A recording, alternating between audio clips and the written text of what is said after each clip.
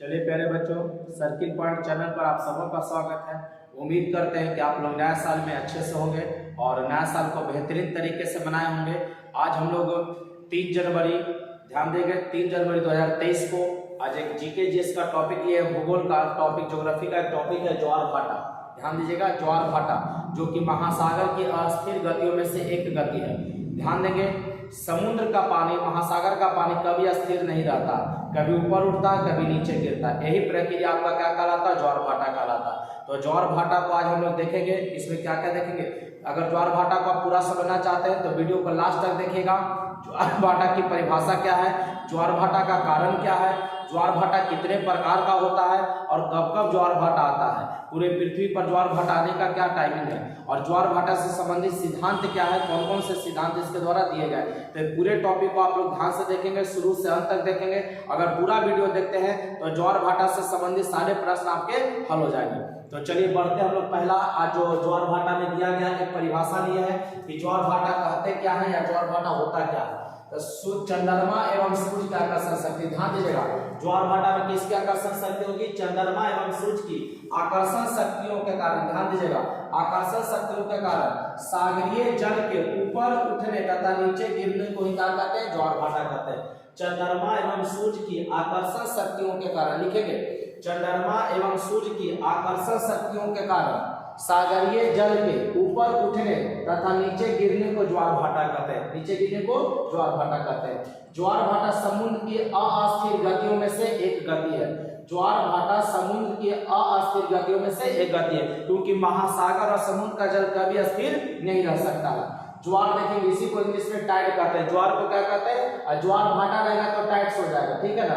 ज्वार को देखिए, ज्वार क्या कहता है? सागरीय जल के ऊपर उठकर आगे बढ़ना ज्वार कहलाएगा। सागरीय जल के ऊपर उठकर आगे बढ़ना क्या कहलाएगा? ज्वार कहलाएगा। भाटा देखेंगे क्या कहता है? सागरीय जल का नीचे गिरकर पीछे लौटना। जैसे मान लीजिए कि आप तट पर देखते होंगे, नदी के तट पर गए होंगे, समुद्र के तट पर गए होंगे, तब पानी ऊपर चढ़ता है, फिर पानी का होता है नीचे रिटर्निंग होता है। तो पानी का ऊपर चढ़ना, सागरीय जल का ऊपर चढ़ना, ध्यान दीजिएगा, ऊपर चढ़ना क्या कहलाएगा? ज्वार कहलाएगा। और जब ऊपर जाएगा तो फिर नीचे वापस आना ही है। तो सागरीय जल को नीचे गिरकर पीछे लौटने की प्रक्रिया क्या कहलाएगी? भाटा कहलाएगी। तो ज्वार भाटा ध्यान देंगे, चंद्रमा एवं सूर्य की आकर्षण शक्तियों के कारण सागरीय जल के ऊपर उठने तथा नीचे गिरने को ही क्या कहते हैं? ज्वार भाटा कहते हैं। और सागर के जल का ऊपर उठना क्या कहलाएगा? ज्वार। और ऊपर उठकर जो नीचे गिरेगा फिर अब वापस लौटेगा, उसी को आप कहेंगे भाटा। चलिए, महासागरों और समुद्र में ज्वार भाटा के लिए उत्तरदायी कारक है। ये ज्वार भाटा आता है तो उसके लिए उत्तरदायी कारक कौन कौन है, ये क्यों आता है, ज्वार भाटा का क्या कारण है? इसमें देखेंगे 3 फैक्ट काम करेगा। सूर्य का गुरुत्वीय बल, सूर्य का गुरुत्वीय बल, चंद्रमा का गुरुत्वीय बल, चंद्रमा का गुरुत्वीय बल, और पृथ्वी का अपकेंद्रीय बल, पृथ्वी का अपकेंद्रीय बल। इसे ध्यान रखिएगा, सूर्य का गुरुत्वीय बल काम करेगा, चंद्रमा का गुरुत्वीय बल काम करेगा और पृथ्वी का अपकेंद्रीय बल काम करेगा। समुद्र में या महासागर में ज्वार भाटा के लिए उत्तरदायी कारक फिर आपसे ध्यान रखिएगा, पूछा जाएगा। तो पहला याद रखेंगे, सूर्य का गुरुत्वीय बल, चंद्रमा का गुरुत्वीय बल और पृथ्वी का अपकेंद्रीय बल। ये तीनों आप लोग को याद रखने हैं। कितने कारण? 3 कारण होते हैं। कितने कारण होते हैं? 3 का कारण होते हैं। अब अगला क्वेश्चन देखेंगे, काफी इंपॉर्टेंट है। चंद्रमा का ज्वार उत्पादक बल सूर्य की अपेक्षा दुगना होता है। ध्यान दीजिएगा, चंद्रमा का ज्वार उत्पादक बल सूर्य की अपेक्षा क्या होता है? दुगना होता है। क्यों? क्योंकि यह सूर्य की तुलना में पृथ्वी के निकट है। जैसे पृथ्वी से, ध्यान दीजिएगा, चंद्रमा की जो दूरी है मात्र 3,84,000 किलोमीटर। पृथ्वी से चंद्रमा की दूरी क्या है? 3,84,000 किलोमीटर। और सूर्य का दूरी है 15 करोड़ किलोमीटर, लगभग 15 करोड़, 14.72 के आसपास होता है, लगभग 15 करोड़ किलोमीटर हम लोग मान लेते हैं। तो पृथ्वी से निकट में कौन है? चंद्रमा है। इसलिए चंद्रमा का ज्वार उत्पादक बल जो होगा सूर्य से दुगना होगा। कहेगा ज्वार उत्पादन में किसकी क्षमता अधिक होगी, सूर्य की कि चंद्रमा की? तो चंद्रमा की। कारण क्या है? चंद्रमा पृथ्वी से निकट में है। अब देखेंगे क्या क्वेश्चन का देगा आपसे, सूर्य और चंद्रमा का अनुपात क्या होगा? ज्वार उत्पादन में सूर्य और चंद्रमा की शक्तियों का अनुपात पूछेगा। क्या ज्वार उत्पादन में सूर्य और चंद्रमा की शक्तियों का अनुपात कितना होगा? तो 5:11। 5:11 लगभग बताया था कि दुगना होता है, तो 5 का दुगना कितना 10 हो जाएगा, वही लगभग 11 दिया है। सूर्य और चंद्रमा का अनुपात पूछेगा, ज्वार उत्पादक शक्तियों में कितना होगा? 5:11 होगा। अगर वीडियो पसंद आ रहा है, समझ रहे हैं, तो आप लोग सभी को इसे ज्यादा से ज्यादा शेयर करें, सब्सक्राइब करें और लाइक बटन को कम से कम दबाएं आप लोग। ठीक, चलिए देखेंगे सूर्य की ज्वारीय शक्ति चंद्रमा की शक्ति की तुलना में कितना भाग कम होता है? पूछा हुआ क्वेश्चन ध्यान रखेगा, तो 3/4 कम होगा। 3/4 कम होगा। सूर्य की ज्वारीय शक्ति चंद्रमा की तुलना में, चंद्रमा की शक्ति के तुलना में कितना भाग कम होगा? तो 3/4 भाग कम होगा। फिर सब एक बार देख लीजिएगा, महासागर और समुद्र में ज्वार भाटा के लिए उत्तरदायी फैक्ट कौन कौन से हो जाएंगे? सूर्य का गुरुत्वीय बल हो जाएगा, चंद्रमा का गुरुत्वीय बल हो जाएगा, पृथ्वी का अपकेंद्रीय बल हो जाएगा। क्लियर है? चंद्रमा का ज्वार उत्पादक बल पृथ्वी बल सूर्य की अपेक्षा दुगना होता है। चंद्रमा का ज्वार उत्पादक बल सूर्य की अपेक्षा दुगना होता है, क्योंकि यह सूर्य की तुलना में पृथ्वी से निकट है। सूर्य और चंद्रमा का अनुपात ज्वार शक्तियों में कितना हो जाएगा? तो 5:11। कहेगा ज्वार उत्पादन शक्तियों में सूर्य और चंद्रमा का अनुपात कितना? तो 5:11। सूर्य का 5 और चंद्रमा का 11। सूर्य की ज्वारीय शक्ति चंद्रमा की शक्ति के तुलना में कितना भाग कम होगा? तो 3/4 भाग कम होगा। तो बढ़ते हैं हम लोग अगले टॉपिक पर, इसी में ज्वार भाटा के क्या क्या कारण हो गए। अब देखें अब कितने प्रकार का ज्वार भाटा होता है जो हम लोग देखते हैं। चलिए बच्चों, अभी हम लोग ज्वार के बारे में देख रहे थे, ध्यान दीजिएगा। अब हम लोग देख रहे हैं ज्वार भाटा के प्रकार कि ज्वार भाटा कितने प्रकार का होता है। तो ज्वार भाटा 2 प्रकार का होता है। ज्वार भाटा कितने प्रकार का? 2 प्रकार का। याद रखिएगा, ज्वार भाटा कितने प्रकार का? 2 प्रकार का। पूछेगा ज्वार भाटा कितने प्रकार का? 2। पहला होगा दीर्घ ज्वार भाटा और दूसरा होगा लघु ज्वार भाटा। ध्यान दीजिएगा, पहला क्या होगा? दीर्घ ज्वार भाटा और दूसरा लघु ज्वार भाटा। दीर्घ ज्वार भाटा आएगा कब? जो आगे समझ लीजिए, अमावस्या या पूर्णिमा को। दीर्घ ज्वार भाटा कब आएगा? पूछेगा दीर्घ ज्वार भाटा कब होगा? तो अमावस्या या पूर्णिमा का। दीर्घ ज्वार भाटा कब होगा? अमावस्या या पूर्णिमा को। लघु ज्वार भाटा आपसे पूछेगा कब होगा? तो शुक्ल पक्ष और कृष्ण पक्ष के 7वीं या 8वीं तिथि को। मतलब प्रत्येक महीना में जो शुक्ल पक्ष और कृष्ण पक्ष आता है उसके 7वीं और 8वीं तिथि को होगा लघु ज्वार भाटा।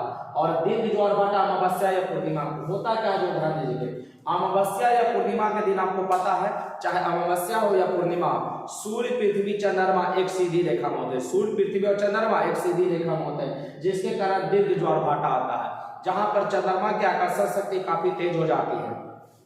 अमावस्या या पूर्णिमा का दिन चंद्रमा, सूर्य एवं पृथ्वी तीनों एक सीधी रेखा में होते हैं, जिसके कारण कौन सा ज्वार भाटा आएगा?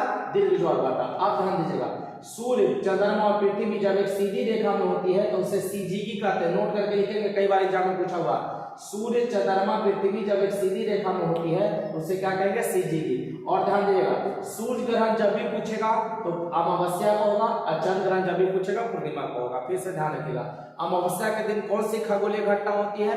प्रत्येक अमावस्या को नहीं, लेकिन जब भी अगर सूर्य ग्रहण लगेगा तो अमावस्या को लगेगा, और चंद्र ग्रहण जब भी लगेगा पूर्णिमा को लगेगा। अब लघु ज्वार भाटा में देखेंगे, शुक्ल पक्ष और कृष्ण पक्ष के 7वीं और 8वीं तिथि को सूर्य और चंद्रमा पृथ्वी के केंद्र पर समकोण बनाते, मतलब 90 डिग्री का कोण बनाते हैं, जिसके कारण लघु ज्वार भाटा आएगा। क्या आएगा? लघु ज्वार भाटा। लघु ज्वार भाटा एक बार फिर से समझ लीजिए, शुक्ल पक्ष और कृष्ण पक्ष के 7वीं या 8वीं तिथि को, 7वीं या 8वीं तिथि को सूर्य और चंद्रमा पृथ्वी के केंद्र पर जब समकोण बनाएंगे तो लघु ज्वार भाटा आएगा। दीर्घ ज्वार भाटा आप याद रख लिए होंगे, अमावस्या या पूर्णिमा को आएगा। और लघु ज्वार भाटा शुक्ल पक्ष और कृष्ण पक्ष के 7वीं या 8वीं तिथि को। और सूर्य, चंद्रमा, पृथ्वी जब एक सीधी रेखा में होगा तो उसे क्या कहेंगे? सीजीगी कहेंगे। बहुत आसान है बच्चों, अगर आप ध्यान देते हैं तो ये चैप्टर हमको लगता है कि आप कंप्लीट कर लेंगे एक दिन में। अभी 10 से 15 मिनट में ये चैप्टर आपका पूरा खत्म हो जाएगा। चलिए ध्यान देंगे, ज्वार प्रतिदिन 2 बार आएगा। ज्वार प्रतिदिन 2 बार आएगा, इसके 2 कारण है। ज्वार प्रतिदिन 2 बार आता है, इसके 2 कारण है। पहला कारण देखिए क्या कहता है, एक बार चंद्रमा का आकर्षण से और दूसरी बार पृथ्वी का केंद्रीय बल के कारण। ज्वार प्रतिदिन 2 बार आएगा, इसके 2 कारण है, एक चंद्रमा का आकर्षण से और दूसरा पृथ्वी के अपकेंद्रीय बल के कारण। ठीक, अब देखेंगे बहुत इंपॉर्टेंट है, इसे VVI कर लीजिएगा, कई बार एग्जाम में पूछा गया है। पृथ्वी पर प्रत्येक स्थान पर प्रतिदिन 12 घंटे 26 मिनट के बाद ज्वार आएगा। पृथ्वी पर प्रत्येक स्थान पर प्रतिदिन 12 घंटे 26 मिनट के बाद ज्वार आएगा। 12 घंटे 26 मिनट के बाद ज्वार, और उसी का आधा कीजिए, तब 12 का आधा कितना 6 और 26 का आधा कितना 13, मतलब एक याद रखिए, तो ज्वार के 6 घंटे 13 मिनट, ज्वार के 6 घंटे 13 मिनट के बाद भाटा आएगा। ज्वार के 6 घंटे 13 मिनट के बाद क्या आएगा, भाटा आएगा। पृथ्वी पर प्रत्येक स्थान पर प्रतिदिन, पृथ्वी पर प्रत्येक स्थान पर प्रतिदिन 12 घंटे और 26 मिनट के बाद ज्वार, 12 घंटे 26 मिनट के बाद ज्वार। तब याद रखिएगा, 3-4 बार हम बोल रहे हैं, आप इसको ध्यान से सुनिए, याद हो जाएगा। और इसी का आधा कीजिए, तब 12 का आधा 6 और 26 का आधा 13, तब 6 घंटे 13 मिनट के बाद भाटा आता है। आप नोट करके ध्यान दीजिएगा, इंग्लैंड का एक शहर है साउथहैम्पटन, साउथहैम्पटन, ध्यान दीजिएगा, इंग्लैंड का एक शहर है साउथहैम्पटन, साउथहैम्पटन, जहां पर प्रतिदिन 4 बार ज्वार आता है। कितना बार, 4 बार ज्वार आता है, ध्यान दीजिएगा। इंग्लैंड के साउथहैम्पटन में प्रतिदिन कितना बार ज्वार आएगा, 4 बार आएगा। 2 बार इंग्लिश चैनल से होकर आएगा और 2 बार उत्तरी सागर से होकर आएगा। इसको नोट करके आप लोग लिख लीजिएगा। इंग्लैंड के साउथहैम्पटन में 4 बार आएगा, इंग्लैंड के साउथहैम्पटन में कितना बार, 4 बार आएगा। 2 बार इंग्लिश चैनल से होकर आएगा और 2 बार उत्तरी सागर से होकर आएगा। तो उम्मीद करते हैं कि आप लोग इसको समझ रहे होंगे। इसका कुछ और प्रश्न हम लोग आगे देखते हैं। चलिए बच्चों, ज्वार भाटा नहीं, आगे हम लोग देखते हैं। महासागरीय जल की सतह को औसत दैनिक तापमान लगभग 1 डिग्री सेल्सियस, ऐसे 1 डिग्री सेल्सियस से भी कम होता है, लेकिन लगभग में 1 डिग्री सेल्सियस मान लिया गया। महासागरीय जल की सतह का औसत दैनिक तापमान पूछेगा तो लगभग 1 डिग्री सेल्सियस बोलेगा। अब देखेंगे, महासागरीय जल का उच्चतम वार्षिक तापक्रम किस महीना में रिकॉर्ड किया जाता है, अगस्त में। महासागरीय जल का उच्चतम वार्षिक तापक्रम, महासागरीय जल का उच्चतम वार्षिक तापक्रम किस महीना में रिकॉर्ड किया जाएगा, अगस्त में। और न्यूनतम वार्षिक तापक्रम है जो फरवरी में रिकॉर्ड किया जाएगा। महासागरीय जल का उच्चतम वार्षिक तापक्रम अगस्त में और न्यूनतम वार्षिक तापक्रम फरवरी में रिकॉर्ड किया जाएगा। और ज्वार भाटा की उत्पत्ति से संबंधित सिद्धांत देख लेते हैं। ज्वार भाटा की उत्पत्ति के संबंध में कौन वैज्ञानिक क्या सिद्धांत दिए, हमसे पूछेगा। संतुलन सिद्धांत कौन दिया था, न्यूटन ने। ज्वार भाटा के लिए संतुलन सिद्धांत कौन दिया, न्यूटन ने। परागामी तरंग सिद्धांत कौन दिया, विलियम हेबल ने। पूछेगा ज्वार भाटा के लिए परागामी तरंग सिद्धांत कौन दिया, विलियम हेबल ने। स्थैतिक तरंग सिद्धांत कौन दिया, R.A. हैरिस। स्थैतिक तरंग सिद्धांत कौन दिया, R.A. हैरिस। गतिक सिद्धांत कौन दिया, लाप्लास। याद रखिएगा, ज्वार भाटा की उत्पत्ति से संबंधित सिद्धांत 4 है, चारों याद रखेंगे। संतुलन सिद्धांत न्यूटन ने दिया, परागामी तरंग सिद्धांत विलियम हेबल ने दिया है, स्थैतिक तरंग सिद्धांत R.A. हैरिस ने दिया, गतिक सिद्धांत पूछेगा तो लाप्लास ने दिया। एक लास्ट नोट आज का हम लोग देख लेते हैं। एक ज्वार केंद्र को चंद्रमा के सामने आने में, एक ज्वार केंद्र को चंद्रमा के सामने में कितने समय लगता है, तो 24 घंटे 52 मिनट का समय लगता है। एक ज्वार केंद्र को चंद्रमा के सामने आने में पूछेगा कितना समय लगता है, 24 घंटे 52 मिनट का समय लगता है। तो बच्चों आज के लिए इतना ही। ज्वार भाटा के कुछ और इसके विविध प्रश्नों के साथ हम लोग अगले वीडियो में मिलेंगे। तब तक आप ज्वार भाटा के एक बार बेहतरीन तरीके से देख लें, वीडियो को शुरू से अंत तक बिना स्किप किए हुए देखें। आपको मैं उम्मीद करता हूं ज्वार भाटा बेहतर तरीके से समझ में आएगा और फिर हम लोग इसी का ऑब्जेक्टिव क्वेश्चन लेकर आ जाएंगे, तो आपका जितना भी मन में डाउट है वो सब क्लियर हो जाएगा। तो मिलते हैं अगले वीडियो में। आज के लिए यहीं तक, तब तक के लिए बेस्ट ऑफ लक। आप अपने परीक्षाओं की तैयारी में लगे रहिए, जी जान से मेहनत से। SSC GD का डेट देखेंगे, सभी लोग का एग्जाम सेंटर सिटी सब बता दिया गया कब किन का एग्जाम है। तो बस कुछ नहीं, एकदम तैयारी में लगे और जी तोड़ लगना है। क्योंकि अगर ध्यान दीजिएगा, अगर मौका हाथ से छूटेगा तो फिर आपको इतना ही पढ़ाई करना पड़ेगा। तो क्यों ना उस चीज को हम मौका को इसी समय में ले लें। 2-4 घंटे ज्यादा पढ़ लेते हैं तो हमको फिर दोबारा पढ़ने की आवश्यकता नहीं पड़ेगी। और ये जितना भी पढ़ाई आप लोग देख रहे हैं, math, reasoning, GK, GS, English, जो भी आप पढ़ते हैं, सिर्फ एक नौकरी तक। नौकरी के बाद क्या है, जीके क्या है, जीएस क्या है, इंग्लिश क्या है, मैथ, ये सब की कोई मतलब नहीं है। सिर्फ मायने आपको ये रिजल्ट तक रखता है। रिजल्ट आपका आ गया तब आप बेहतरीन होंगे। तो मिलते हैं अगले वीडियो में, तब तक के लिए बेस्ट ऑफ लक। जय हिंद, जय भारत।